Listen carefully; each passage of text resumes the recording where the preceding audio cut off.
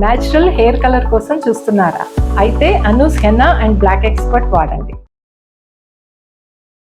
లీలాయతాభ్యాం రసశీతలాభ్యాం నీలారుణాభ్యాం నయనాంబుజాభ్యాం ఆలోకయేదద్భుత విభ్రమాభ్యాం బాలః కదా కారుణికః కిశోరః. కృష్ణుడు మన మీద ఎప్పుడు కరుణిస్తాడో కదా అని అడుగుతున్నారు లీలాసుకులు. అయితే మనం భాగవత కథాసుధ 7వ భాగంలోకి వచ్చాం. ఇవాళకి 7వ రోజు తిరుప్పావై మొదలుపెట్టి ఆండాళ్ళ తల్లి అయ్యవారిని ఎలా ఎలా మేల్కొల్పుతోందో ఏ రోజుకు ఆ రోజు తిరుప్పావై విని ఆనందించండి. మా సుమన్ టీవీలోనే భాగవత కథాసుధ కూడా విందాం. అయితే కృష్ణుడు తర్వాత గోపబాలుడు దూడలు వాళ్ళు కాస్తున్నటువంటి దూడలతో సహా అఘాసురుడనే కొండ చిలువ నోట్లోకి వెళ్ళారు. ఈ వెళ్ళిన తర్వాత కొండ చిలువని సంహరించాడు. వీళ్ళంతా బయటకు వచ్చేసారు. ఈ బయటకు వచ్చేసి ఇంటికి వెళ్ళిపోయారని చెప్పుకుంటున్నాం. అయితే ఈ వ్యవహారం ఇది ఏమిటి? అఘాసురుణ్ణి కృష్ణుడు సంహరించింది 5వ ఏటైతే 6వ ఏట గోపబాలుడు అందరికీ చెప్పారట ఒక సర్పాన్ని కృష్ణుడు సంహరించాడు అని. పరీక్షిత్ మహారాజు ఆశ్చర్యపోయాడు. సుఖమహర్షి, నీవు నా గురువి, శిష్యుల సందేహాలు గురువులు ప్రేమతో తీరుస్తారు. కృష్ణుడు 5వ ఏట అఘాసురుణ్ణి సంహరిస్తే 6వ ఏట ఆ కథ గోపకులంలో ఎలా తెలిసింది?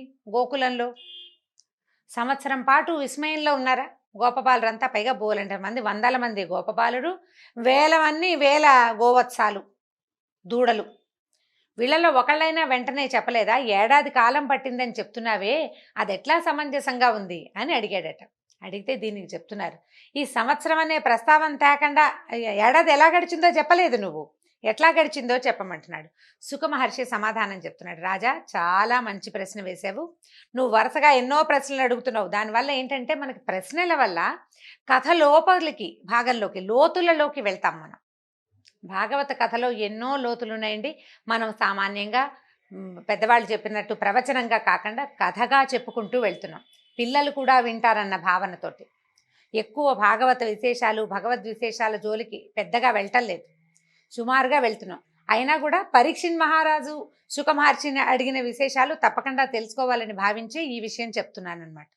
అయితే ఈ రాక్షసుడు చనిపోయాడు, అఘాసురుడు. అతన్ని వధించే సమయానికి కృష్ణుడికి 5 సంవత్సరాల వయసే ఉంది. ఆ దేవతలు ఆనందం పట్టలేకపోయారట. ఇంత పెద్ద సర్పాన్ని చిన్న బాలక రూపంలో ఉన్న విష్ణువు వధించటం అనేది చాలా పరమాద్భుత లీలగా అనిపించింది. వాళ్ళు పైనుంచి ఆనకాలు దుందుబులు దేవదుందుబులు మోగినాయి, పైనుంచి పుష్పవృష్టి కురిసింది, అందరూ ఆనందించారు. ఈ గోకులాన్ని రక్షించడానికి కృష్ణుడు చేస్తున్న అద్భుతమైన చేష్టలు, ఆశ్రితుల పట్ల ఆయన చూపించే అపరిమితమైనటువంటి కరుణ, ఇవన్నీ ఆనందంగా అనిపిస్తోంది. అయితే ఈ గోపాలుడిని రక్షించటానికి కృష్ణుడు ఇంకా ఎంత దూరం వెళ్తాడో చూడాలనిపించిందట సృష్టికర్త అయిన బ్రహ్మదేవుడికి. ముందు ఒక రాక్షసిని చంపాడు, తర్వాత ఇంకొకరిని బండిని తన్నాడు, తర్వాత తృణావర్తుడితో వెళ్ళాడు, ఆ తర్వాత ఒక కొంగని చంపాడు. ఎంతమందిని చంపుతున్నాడు? కొంగని దూడ రూపంలో వచ్చిన వాళ్ళని ప్రతి వాళ్ళని సంహరించి ఈ తనతో ఉన్నటువంటి గోపాలుడిని రక్షించే ప్రయత్నం చేస్తున్నాడు. ఇంకా ఎక్కడికి వెళ్తాడు, ఇంకేం చేస్తాడో చూడాలనుకున్నాడు బ్రహ్మదేవుడు. ఏం చేశాడు? ఈ అఘాసుర సంహారం తర్వాత కృష్ణుడు ఏం చేశాడట, తన మిత్రుల్ని దూడల్ని అందరినీ యమునా నదికి తీసుకొచ్చాడు. యమునా తీరానికి భోజనం చేసి ఆడుకుందాం అనుకున్నారు. సరే, వీళ్ళు ఏం చేశారు, దూడలకి నీళ్లు తాగిచ్చి వాటిని మేతలకు వదిలిపెట్టేశారు. వదిలిపెట్టి సద్దులు తెచ్చుకుంటారు. రోజు పొద్దున్నే కదా వీళ్ళు బయలుదేరి వచ్చేది, సద్దన్నం తెచ్చుకుంటారు. బాగా ఎండెక్కే వేళకి ఇంటికి వెళ్ళిపోతారనమాట. లేదా ఎండెక్కి చల్లబడే వేళకి పొద్దుటికి 1 మూట, మధ్యాహ్నానికి 1 మూట కూడా కడతారు. వీటి పొద్దున్నే వచ్చేసేటప్పుడు సద్దెన్నాలు మూట కట్టి తెచ్చుకున్నారు. ఏం చేశారు, చక్కగా అన్నీ ఎవరి మూట వాళ్ళు ఊడదీశారు. ఎవరి మూట వాళ్ళు ఊడదీసి కొందరి దగ్గర పెరుగన్నం ఉంది, కొందరి దగ్గర రాత్రి చేసిన పులిహార ఉంది, ఇంకొందరు పెరుగన్నాలు రకరకాలు తెచ్చుకున్నారు. ఈ పెరుగన్నంలో నలుచుకోవడానికి ఊరగాయలు కూడా తెచ్చుకున్నారు. మరి పెరుగన్నం ఒట్టిగా తింటే డెక్క పట్టేస్తుంది, తప్పకుండా నలుచుకుందుకు ఏదైనా కావాలి. ఈ వేళ్ల సందులో ఊరగాయ ముక్కలు పెట్టుకుని ఇట్లా ఒక ముద్ద తినటం, ఊరగాయని నాలికతోటి చప్పరించటం అనమాట. కృష్ణుడికి చూపిస్తున్నారు ఇట్లా తినాలి, ఇట్లా తినాలని. ఈయన ఏం చేశాడు, చక్కగా ఈ వర్తులాకారంలో కూర్చున్నారు పిల్లలంతా. బ్రహ్మదేవుడు చూస్తున్నాడు కృష్ణుడు ఎట్లా ఉన్నాడా అని. ఈయన వేణువును ఏం చేశాడు, ఫ్లూట్ ఊదుకుంటూ తిరుగుతుంటాడు. వేణువుని గురించి మళ్ళీ చెప్పుకుందాం ఇంకొకసారి. ఆ వేణువుని నడుంకున్న దట్టిలో దూపాడు. కొమ్ము బూరాన్ని బెత్తాన్ని సంకలో పెట్టుకున్నాడట. బూరా ఊదాలి, ఎవరెవరు ఎక్కడున్నారో పిలుపు కోసం. ఆ బూరా ఊదంగానే అందరూ పలుకుతారు. అక్కడి నుంచి ఈ దూడల్ని తోలడానికి చిన్న బెత్త ఉంది, ఎడం చేతిలో సంకలో పెట్టుకున్నాడట. అరిచేతిలో పెరుగన్నం తెల్లగా, అక్కడి నుంచి వేళ్ల మధ్య ఎర్రటి ఊరగాయ పెట్టుకుని తింటున్నాడు. ఈ బాలురందరూ ఒకళ్ళ చేతుల్లోది ఒకళ్ళు లాగేసుకుంటున్నారు. ఒరే నీ ఊరగాయ బాగుంది, మీ ఇంట్లో బాగుంటుంది, మీ అత్తయ్య బాగా చేస్తుంది, ఇట్లా మాట్లాడుకుంటూ ఆ ఒకళ్ళ దాంట్లోంచి ఒకళ్ళు తీసుకుంటున్నారు. చద్దెన్నాలు ఎంగిలన్నాలు తింటున్నాడు కృష్ణుడు వీళ్ళతో పాటు. ఈయన అరచేతిలో ఉన్నది ఎంత బాగుందో అనగానే ఇంకొక పిల్లవాడు ఏది ఏది నాకు చూపించు అంటే ఈయన ఇప్పటిదాకా ఈయన ఆస్వాదించిన ఊరగాయ రుచి ఇంకో పిల్లాడు ఆస్వాదిస్తున్నాడు. ఇలా ఎంగిళ్లతోటి పెరుగన్నాలు చద్దన్నం తింటును కోలాహలంగా ఉన్నటువంటి కృష్ణుడిని చూసి ఏమనుకున్నాడు ఆయన, పవిత్రమైన యజ్ఞభాగాలు స్వీకరించే శ్రీమన్నారాయణుడు సద్దన్నం తింటున్నాడు, అది కూడా బాలురు, మానవ బాలురు, వాళ్ళ ఎంగిలి. ఎంత చిత్రమో అనిపించిందట. పైగా అవి తింటుంటే ఎలా ఉందంటే అది ఏదో స్వర్గారోహణ చేస్తున్నంత సంతోషంగా నవ్వుతున్నాడు ఆయన. ఈ పెరుగన్నం చద్దన్నం తింటుంటే ఎంత ఆనందంగా ఉందో, ముద్ద ముద్దకి ఆస్వాదిస్తున్నాడు, ఎంత బాగుందో అని లొట్టలేస్తున్నాడు. ఎంగిలన్నం తీసుకుని తింటున్నాడు. దేవతలందరూ ఆశ్చర్యంగా చూస్తున్నారు. ఈయనకి యజ్ఞానికి అధిపురుషుడు విష్ణువే. యజ్ఞంలో వేసినవన్నీ విష్ణువుని చేరతాయి. యజ్ఞానికి మొట్టమొదటి ఆవిర్భోక్త సాక్షాత్ శ్రీమన్నారాయణుడు. అటువంటి వాడు ఈ భూలోకంలో ఒక బాలక రూపధారి అయి ఈ మానవుల తాలూకు పిల్లల ఎంగిళ్ళు తింటూ వీళ్ళతోటి సంతోషంగా ఉన్నాడని ఆశ్చర్యంగా చూస్తున్నారు. ఇంతలో వీళ్ళ చుట్టుపక్కల ఉన్న దూడలు కనపడలేదు, దూరంగా పోయినాయి. ఈ పిల్లలు కంగారు పడి ఆ చద్దన్నం మొదలుపెట్టి లేవబోయేసరికి కృష్ణుడు ఏమన్నాడు, ఈ పెరుగన్నం చేతిలో పెద్ద ముద్దుంది, ఇవి ఆవకాయ ఊరగాయ వేళ కింద సందులో 2 వేల సందుల్లో 2 రకాల ఊరగాయలు పెట్టుకున్నాడు. ఉండండి నేను చూసొస్తానని ఏం చేశాడు, ఈ ఎంగిల్ చెయ్యి ఎంగిల్ మూతితోటే లేచి బయలుదేరాడు. వెళ్తున్నాడు ముందుకి. ఈ కనపడలేదు. ఇంకా కాస్త దూరంగా వెళ్ళేసరికల్లా ఎప్పుడైతే ఈ పిల్లలకి ఉన్న కొన్ని దూడలకి కృష్ణుడు దూరం అవ్వగానే ఏం చేశాడు, బ్రహ్మ తన ప్రభావంతో ఈ పిల్లలని దూడలని మాయం చేసేసాడు. ముందుకు వెళ్ళిన కృష్ణుడికి అక్కడ దూడలు కనపడలేదు, వెనక్కి వచ్చి చూస్తే తన మిత్రులు కనిపించలేదు, పిల్లలు కూడా లేరు. సర్వజ్ఞుడైన కృష్ణుడికి ఇదంతా బ్రహ్మమాయ అని తెలిసింది. ఇప్పుడు ఏం చేయాలి, తను ఏం చేయాలా అనుకున్నాడు. తను తలుచుకున్నంత మాత్రం చేతే ఆ పిల్లల్ని బ్రహ్మమాయ నుంచి విడిపించి తెచ్చేసుకోగలడు. కానీ సత్యలోకం నుంచి దిగొచ్చాడు బ్రహ్మ తన సంగతి ఏమిటో చూడ్డానికి. ఈ కృష్ణుడు ఎంత దూరం వెళ్తాడో, ఈ కృష్ణమాయ ఏమిటో, ఆయన ఎలా ఇక్కడ తన లీలలతో ప్రవర్తిస్తున్నాడో చూడాలని స్వయంగా సత్యలోకం నుంచి బ్రహ్మదేవుడు వచ్చేస్తే ఆయన సరదా ఎందుకు పోగొట్టాలి? భగవంతుడు ఎవ్వరి సరదాలు పోగొట్టడు. ఈ బ్రహ్మదేవుడు సరదా పోగొట్టకుండా ఉండడానికి ఏం చేశాడు ఆయన, ఎంత అత్యద్భుతమైనది చేశాడు చూడండి. బ్రహ్మమాయ తొలగించటము పనికి వద్దనుకున్నాడు. తొలగించకపోతే కుదరదు. సాయంకాలం అయ్యేసరికల్లా పిల్ల జల్ల అందరూ ఇల్లు చేరాలి కదా. ఈ దూడలు తోలుకొచ్చిన చిన్న పొన్న పిల్లలు 5 ఏళ్ల నుంచి 10-12 ఏళ్ల దాకా ఉన్నారు. ఈ పిల్లలంతా దూడలు, వీళ్ళందరూ ఇల్లు చేరకపోతే, దూడలు లేకపోతే ఆవులు ఏడుస్తాయి, పిల్లలు రాకపోతే తల్లులు ఏడుస్తారు. ఏం చెయ్యాలా అని ఆలోచించి ఏం చేశాడు, ఒకే ఒక ఉపాయం ఏంటంటే బ్రహ్మమాయకి ప్రతిక్రియ విష్ణుమాయే అని భావించాడు. అందుకని ఏం చేశాడు, అటు విధాతకి వేడుక కలిగించాలి, గోకులంలో అందరినీ హాయిగా సంతోషంగా ఉంచాలి. అందుకని ఏం చేశాడు, జగత్ సృష్టికర్త అయిన కృష్ణుడు వెంటనే తానే వందలాది గోపబాలురుగా మారిపోయాడు. తానే వేలాది లేగదూడలైపోయాడు. ఎందరు బాలురు ఉండాలో అందరూ, ఎవరి ముక్కు ఎవరి మొహం ఎవరి మూతి వాడిదే, అదే రూపం అదే రంగు అదే గంతుతోటి ఆ బాలుడైపోయాడు. ప్రతి బాలుడి రూపము తనే ధరించాడట కృష్ణుడు. సరిగ్గా ఆ రోజు ఎవరెవరు ఏ వస్త్రాలు ధరించి వచ్చారో, ఎవరు ఎలాంటి సెలగోల ఎలాంటి కర్ర ఎలాంటి కట్టె పుచ్చుకొచ్చారో అవే రకాలతోటి ఏమీ మార్పు లేకుండా వాళ్ళు తెచ్చిన కొమ్ము బూరాలు, వాళ్ళు తెచ్చిన బెత్తాలు, ఎవరు ఏ చద్దన్నం తింటుండగా మాయమయ్యారో అదే చద్దన్నం ముందు పిల్లలు ప్రత్యక్షమయ్యారు. ఆ పెరుగన్నము ఆ ఊరగాయ ముక్కలతోటే కృష్ణుడు తయారయ్యాడు. అందరూ తయారైపోయారు. అయిన తర్వాత ఏముంది, లేగదూడలు, మొత్తం లేగదూడలని ఎన్ని మాయమయ్యాయో అన్నీ వచ్చేసాయి. అన్ని లేగదూడలు అవే. ఏ దూడకి ఏ రంగో, ఏ దూడకి ఎక్కడ ఏ మచ్చ ఉందో, కొన్నిటికి ముఖం మీద మచ్చ ఉంటుంది, కొన్నిటికి వీపు మీద మచ్చలు ఉంటాయి, కొన్నిటికి కాళ్ళ దగ్గరే బ్రౌన్ కలర్ కనిపిస్తుంది, కొన్ని మొత్తం అంతా బ్రౌన్గా ఉండి కపిల గోవులు, ముఖం మీద మాత్రం శ్రీవత్సమలే చిన్న తెల్ల మచ్చ ఉంటుంది. అట్లా ప్రతి దూడ దాని స్వస్వరూపంతో ప్రవర్తిల్లేలాగా వచ్చేసాడు. మొత్తం కృష్ణ రూపాలే. అక్కడి నుంచి సర్వం విష్ణుమయం అయిపోయింది. ప్రపంచమంతా విష్ణుమయమే, విశ్వమంతా విష్ణుమయమే. విష్ణువు కానిది ఏది లేనే లేదు. ఆ వాక్యాన్ని ప్రత్యక్షంగా నిరూపిస్తున్నట్టుగా స్వామి తనే దూడలుగాను గోపబాలురుగాను మారిపోయాడు. సరే తనే తనలో మరి ఇప్పుడు ఇంతమంది పిల్లలు కూర్చుంటే తనే మాట్లాడుకుంటున్నాడు తనతో మాట్లాడుకుంటూ తనే అందరి బదులు చద్దెన్నాలు తిన్నాడు. తర్వాత తనతో తనే ఆడుకున్నాడు. ఈ పిల్లలందరితోటి మరి ఆడుకుంటున్నాడు కదా, అందరితోటి తనే అందరిగా అయ్యి ఆటలాడాడు. తర్వాత సాయంకాలం అయ్యేసరికల్లా ఈ గోపబాలుడుగా గోవత్సాలుగా ఉన్న తనను తాను అదిలించుకుంటూ తనని తాను తోలుకుంటూ రేపల్లెకి చేరాడు. వ్రజం చేరిపోయేసరికల్లా ఏ తల్లి బిడ్డ ఆ తల్లి ఇంట్లోకి వెళ్ళిపోయాడు యథాప్రకారం. గోశాలలో ఏ దూడ ఉండాలో ఆ గోశాలలోకి ఆ దూడలు వెళ్ళిపోయినాయి. అక్కడ కట్టేశాడు. అందరూ తల్లులకి దూడలు ఆవులకి ఏమి తల్లులు సాయంత్రం అయ్యేసరికి, నాయనా వచ్చావరా, ఎండలో తిరిగావా, మొహం మాడిపోయిందేమి, అన్నం సరిగ్గా తినలేదా, నీ అన్నం ఎవరైనా లాగేసుకున్నారా, మొహం నల్లగా పెట్టుకున్నావు ఎందుకురా, ఎవరైనా కొట్టారా, ఇలా రకరకాల ప్రశ్నలు వేస్తాం మనం. స్కూళ్ళ నుంచి వచ్చిన పిల్లలకి 100 ప్రశ్నలు సంధిస్తాం. ఎండలో ఈ గొడ్లను తోలుకుని బుడ్డాళ్ళని ఏమనాలి, వాళ్ళని ఇంకా బోల్డ్ ప్రశ్నలు వేయాలి.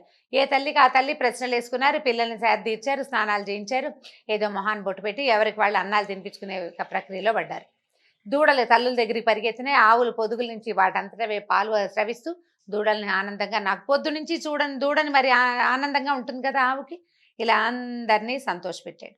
ఆ రోజు నుంచి ప్రతిరోజు ఉదయం బయలుదేరి దూడలై అడవిలో పచ్చికమేసి గోపబాలురై ఆ దూడల్ని మేపి సద్దులు తిని ఆడుకుని యమునా నదిలో ఈతలు కొట్టి సాయంత్రం అయ్యేసరికి ఇల్లు చేరేవాడు కృష్ణ పరమాత్మ.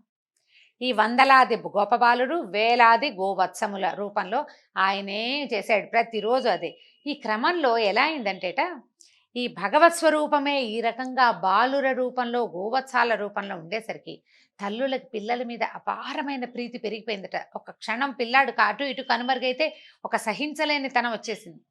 ఆవుల పాలు విపరీతంగా పెరిగిపోయినాయట. అసలు ఆ దూడల్ని వదిలిపెట్టలేనట్టుగా అయిపోయినాయి. ఎంత ప్రీతో తల్లులు పిల్లల్ని వదలలేరు, ఆవులు దూడల్ని వదలలేవు. సాక్షాత్ భగవత్ స్వరూపం అవడం వల్లే ఇది సంభవించిందనమాట.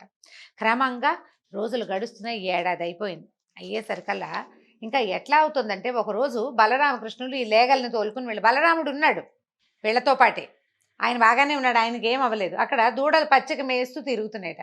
పక్కనే ఉన్న గోవర్ధన పర్వతం మీదకి గొడ్లను తీసుకెళ్తారు, ఆవుల్ని అక్కడికి తీసుకెళ్తారనమాట. వాటిని పెద్దవాళ్ళు మేపుతారు, పిల్లలు కింద పచ్చిక బయళ్ళల్లో ఉంటారనమాట. ఈ పైన కొండ మీద ఉన్న ఆవులకి కింద ఉన్న దూడలు కనిపించేసరికల్లా దూడల్ని చూసేసరికి ఇంకా ఆగలేక అవి పైనుంచి కొండ మీద నుంచి దిగి పరిగెత్తుకుంటూ వచ్చేసింది. ఈ గోపాలకురైనటువంటి పెద్దవాళ్ళు చాలామంది ఉన్నారు, వాళ్ళు అసలు ఆపలేకపోయారట ఆవుల్ని. అంత పరిగెత్తుతున్నా ఎందుకో సాయంకాలం అయ్యేసరికి ఎట్లాగో దూడలు స్థిమితంగా ఉంటాయి, ఆవులు అవి పరిగెత్తవు దూడల కోసం. అంత స్థిమితంగా ఉండే గోమాతలు ఎందుకంత ఉత్సాహపడి ఉద్రేకపడి తమ వత్సాల కోసం పరిగెడుతున్నాయో వాళ్ళకి అర్థం కాలేదు. వాళ్ళు ఆపలేకపోయారు. కృష్ణుడు బలరాముడు చూస్తూనే ఉన్నారు. ఈ పరిగెత్తుకుంటూ కిందకు వచ్చిన ఆవులు ఈ దూడలకి పాలిస్తూ ఆ దూడల దగ్గరికి పరిగెత్తుకుంటూ వెళ్ళిపోయినాయి అనమాట పాలు ఇవ్వడానికి. వాటిని ఏముంది, ఆవులు దూడని పరామర్శించే పద్ధతి ఏమిటంటే నాలుగుతో నాకి ఇది బాగుందా, సేఫ్గా ఉందా లేదో చూసుకుంటే. అందరూ ఆశ్చర్యపోయారు. సరే, అక్కడి నుంచి ఆ పైనుంచి గోపాలుడు కూడా దిగొచ్చారు. ఆవులు వచ్చేసారు కదా, ఆవులతో పాటు గోపాలుడు దిగొచ్చి కింద తమ పిల్లలు కనపడేసరికల్లా ప్రతి తండ్రి తన పిల్లాన్ని కావలించుకుని సంవత్సరం తర్వాత కనపడ్డవాడిని చూసినట్టుగా ప్రేమగా కావలించుకుంటారు. పొద్దునే వెళ్ళారు పిల్లలు. ఒక 3-4 గంటల ఉంటుంది అంతే. ఈ 3-4 గంటల విరహాన్ని కూడా తట్టుకోలేనంత అవ్యాజమైన ప్రీతి ఆ భగవత్ స్వరూపులైన పిల్లల మీద దూడల మీద కలిగిందట. అయితే ఈ బలరాముడికి ఆశ్చర్యం వేసింది. ఇదేదో మాయలా ఉంది, ఇలా ఎప్పుడూ జరగలేదు. కింద దూడలు మేయటం పైన ఆవులు మేయటం ఎప్పుడూ ఉంది.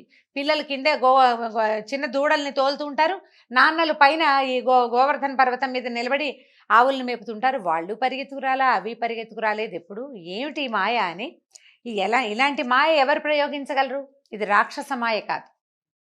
రాక్షస మాయలోకి దిగిన మనుషుల ప్రవృత్తి వేరే ఉంటుంది. ఇది అసలు ప్రేమ కురిసిపోతోంది ప్రవాహం అని ఈయన ఆలోచించుకుని చూశాడట. బలరాముడు అందరి వైపు చూస్తే ప్రతి ముఖంలోనూ శంఖచక్రధారి పీతాంబరుడు అయిన సర్వాలంకార శోభితుడైన శ్రీమన్నారాయణుడే కనిపించాడు. ఆయన అనుకున్నాడు, విష్ణుమాయ నా స్వామి చేయగలడు ఇంత మాయ, సామాన్యుల వల్ల అవుతుందా?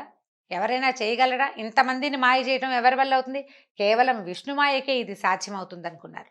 ఇంతలో సరే అప్పుడు అడిగాడు బలరాముడు, ప్రభు ఏమైంది, ఏం జరిగింది అని అడిగితే, ఇట్లా బ్రహ్మమాయ ఏం జరిగింది, ఇలా దూడలు శిశువులు అందరూ మాయమయ్యారు, వీళ్ళందరూ బాధపడతారని నేను ఈ ప్రయత్నం చేశానని కృష్ణుడు చెప్పాడు. ఇంతలో ఏమైందట, బ్రహ్మదేవుడు కనురెప్పలు తెరిచాడట. బ్రహ్మగారి ఒక కను రెప్పపాటు మానవుల కాలంలో సంవత్సరం అటండి. ఆయన కళ్ళు మూసుకున్నాడంతే. కళ్ళు తెరిచి చూసేసరికల్లా మనకి ఒక ఏడాది అయిపోయింది. మొదటి భాగంలో ఏంటంటే ఈయన ఎదురుగుండా గోపబాలురు అన్నం తింటున్నారు, దూడలు పచ్చిక మేస్తున్నాయి. వీళ్ళంతా ఇక్కడే ఉన్నారు. ఆయన కనపడుతున్న ఆయన దగ్గరున్న పిల్లలు, దూడలు మాయలో నిద్రలో ఉన్నాయి. ఈ కింద కళ్ళు తెరిచి చూసరికల్లా కృష్ణుడు కూర్చుని ఉన్నాడు, ఈ పిల్లలు కనిపిస్తున్నారు, తద్దన్నాలు తింటున్నారు, దూడలు అన్నీ కనిపిస్తున్నాయి. నేను తీసుకెళ్ళిన వాళ్ళు నిద్రపోతున్నారు, వీళ్ళెక్కడి నుంచి వచ్చారు? నేను సృష్టించలేకుండా ప్రపంచం పుడుతుందా అసలు? బ్రహ్మ సృష్టి కానిది ఏముంది? విధాత సృష్టించనిదే లేదు ప్రపంచంలో. నా సృష్టికి ప్రతి సృష్టి ఎలా జరిగింది? నేను తెచ్చిన పిల్లలు, దూడలు నా ఎదురుగుండానే ఉన్నప్పుడు వీళ్ళు ఎక్కడి నుంచి వచ్చారు అని వాళ్ళ కోసం అట్లా వాళ్ళ వైపే చూస్తుంటే ఆయన తర్కించుకుంటున్నట్ట. పగటి సూర్యకాంతిలో మిణుగురు పురుగుల కాంతి కనపడదు. అలాగే ఈ విశ్వమంతా ఎవరి మాయ చేత మోహింపబడుతుందో అతని ముందు సృష్టికర్త కూడా మిణుగురు పురుగే. ప్రపంచాన్ని సృష్టించేవాడు కూడా ఈ మాయని సంకల్పించిన వాడి తాలూకు శక్తి ముందు చాలా చిన్నదైపోతుంది అని అనుకుని ఆయన తన మాయ వెలవెలపోయిందని, విష్ణుమాయే పూర్తిగా ప్రపంచమంతా ఆవరించి ఉందని అనుకుని ఏం చేశాడట, అట్లా దండం పెట్టుకుంటూ ఉండిపోయాడు నమస్కరిస్తూ ఈ రూపాల్లో కనపడుతున్న విష్ణువుకి. వెంటనే విష్ణువు తన మాయ తొలగించాడట. తెర తొలగిపోయింది, అక్కడ ఏమీ లేదు. అక్కడ ఉన్న శిశువులు, గోవత్సాలు అంతా విష్ణుమయమే. దాంతో సరే, ఎదురుగుండా ఉన్నవాళ్ళు ఎవరున్నాడు? సాక్షాత్ విష్ణువు. మేఘశ్యామల వర్ణుడు, పచ్చని పట్టు వస్త్రం కట్టుకుని 4 చేతుల్లో శంఖచక్ర గదాపద్మాలు ధరించి, వక్షస్థలం మీద శ్రీవత్స చిహ్నంతో, అమూల్య రత్నాభరణాలతో, ఆపాద పర్యంతము వనమాలతో చిరునవ్వులు చిందిస్తూ ఈ వందలాది వేలాది ప్రాణుల యందు నిలబడి కనిపించాడు. దాంతో ఈయన ఏం చేశాడంటే, అప్పటిదాకా దేహదారులందరూ బ్రహ్మని సేవిస్తారు. ఎందుకంటే చీమ నుంచి బ్రహ్మాండ పర్యంతం, పిపీలికాది బ్రహ్మాండ పర్యంతం అన్నీ కూడా స్వామిని సేవించేవారే. సృష్టించేవాడు బ్రహ్మ అనేది నియమం ప్రకారమే మనకు తెలుసు. కానీ ఆయన తలుచుకుంటే ఆ సృష్టికి ప్రతి సృష్టి భగవంతుడు అవలీలగా హేళగా చేయగలడని బాల రూపంలోనే ఆయన నిరూపించాడు. సరే, అక్కడి నుంచి ఆ పరమాద్భుతమైన ఈ విషయాన్ని చూసి ఈ స్వయంభువైన ఈ బ్రహ్మదేవుడు చిత్తరువుగా నిలబడ్డాడు. తర్వాత ఒక క్షణమాగి తేరుకుని హంసవాహనం నుంచి దిగి 4 తలలు నేల కంటేలాగా కృష్ణుడికి దండం పెట్టాడు. పెట్టి, నాయన నిన్ను పరీక్షించటం నా ఉద్దేశం కాదు, నిన్ను తెలుసుకోవాలనుకున్నాను అంతే అని చెప్పి అపరాధం క్షమించమని అడిగాడు. దూడలు బాలురు ఏడాది క్రితం ఎక్కడ ఉన్నారో వాళ్ళని అక్కడికే వచ్చేలాగా చేసేసాడు. అప్పుడే మూటల్లోంచి తీస్తున్న పెరుగన్నము, ఆవకాయన్నము, పులిహార, చద్దన్నాలు అన్నీ సేమ్ డిటో అలాగే ఉన్నాయి, ఏమీ మార్పు లేదు. సంవత్సరం గడిచిందని బలరామకృష్ణులకి మాత్రమే తెలుసు, మిగిలిన బాలుడికి ఎవ్వరికీ తెలియదు. ఇక దూడల్ని వెతికి అంత తొందరగా వచ్చేసావు, క్షణంలో దూడలు తోలుకొచ్చేసావు కృష్ణ, నువ్వెంత చురుకో, నీలాగా చేయగలిగేవాడు ఎవడూ లేడు అని చెప్పేసి అందరూ పిల్లలంతా అనుకున్నారు. నువ్వు ఇప్పుడే రావు, నువ్వు వచ్చే లోపల నీ పెరుగన్నం తినేద్దాం అనుకున్నాము, నీ పెరుగన్నం కూడా మేమే తినేద్దాం అనుకున్నావు, యశోదమ్మ పెరుగన్నం చాలా బాగా కడుతుంది, కానీ నువ్వు మాత్రం భలే వచ్చేసావు, అన్నం మీద మోహంతో వచ్చేసావు అనేసి నవ్వుద్దు ఏడిపించారు అందరూ. అవునన్నాడు. 5-6 సంవత్సరాల పిల్లవాడు ఎట్లా స్పందిస్తాడో అలాగే స్పందించాడు కృష్ణుడు. అక్కడి నుంచి రారా, నీ చేతిలో అన్నం ముద్ద కూడా అలాగే ఉంది, దూడలు తోలుకొస్తూ అన్నం తినడం మానేసావు, తిను మీ అమ్మకి ఆకలిస్తుందని ఆ చేతిలో ఉన్న అన్నం తినిపించారు. ఆవకాయ ముద్దలు అందరూ పలుచుకుని తిన్నారు. హాయిగా ఆనందంగా తిని ఆడుకుని సాయంకాలం చీకటి పడే వేళకి అందరూ బృందావనానికి తిరిగి వచ్చేశారు.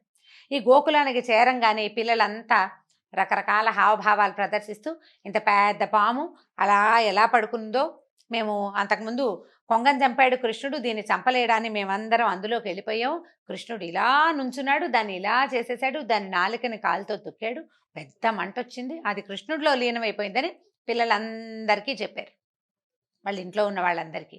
ఇది ఏడాది క్రితం జరిగిందని ఎవ్వరికీ తెలియదు, కానీ నిజానికి ఏడాది క్రితమే జరిగింది. ఈ 1 సంవత్సర కాలం గడిచిపోయింది. నిన్నటిదాకా మన దగ్గర ఉన్న పిల్లలు ఇవాళ పొద్దున వెళ్ళిన పిల్లలే ఇప్పుడు వచ్చిన పిల్లలని అనుకోలేదు వాళ్ళు.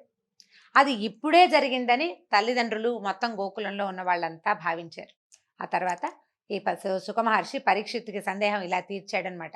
ఈ ఏడాదికి కృష్ణుడికి 5 నుండి 6 సంవత్సరాలు వచ్చినాయి అని చెప్పారు. దీంతో ఈరోజు భాగవత కథాసుత సమాప్తం. వచ్చే భాగంలో మరిన్ని కొత్త కథలతోటి కలుసుకుందాం. నమస్కారం.